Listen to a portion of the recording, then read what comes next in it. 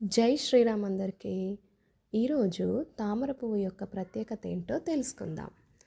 హిందూ పూజా కార్యక్రమాలలో తామర పువ్వుకు ఎంతో ప్రత్యేకమైన స్థానం ఉంది. ఈ తామర పువ్వు లక్ష్మీదేవి, విష్ణువు, సరస్వతి, బ్రహ్మదేవులకు ఎంతో ప్రీతికరమైనది.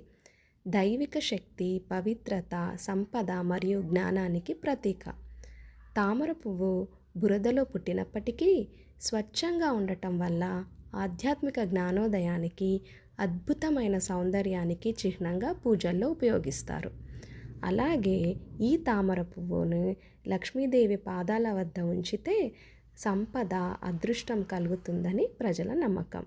అలాగే లక్ష్మీదేవి పద్మాసనంలో ఉండటం వల్ల తామర పువ్వులు దేవుళ్ళకి ఇష్టమైన పూలుగా పరిగణించబడతాయి.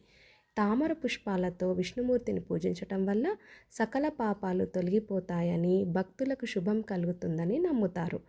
మనిషి హృదయంలోని పవిత్రతను, ఆధ్యాత్మికతను ఈ పువ్వు సూచిస్తుంది. ఇది దైవిక శక్తికి, వికాసానికి, జీవన పునరుజ్జీవనానికి ప్రతీక.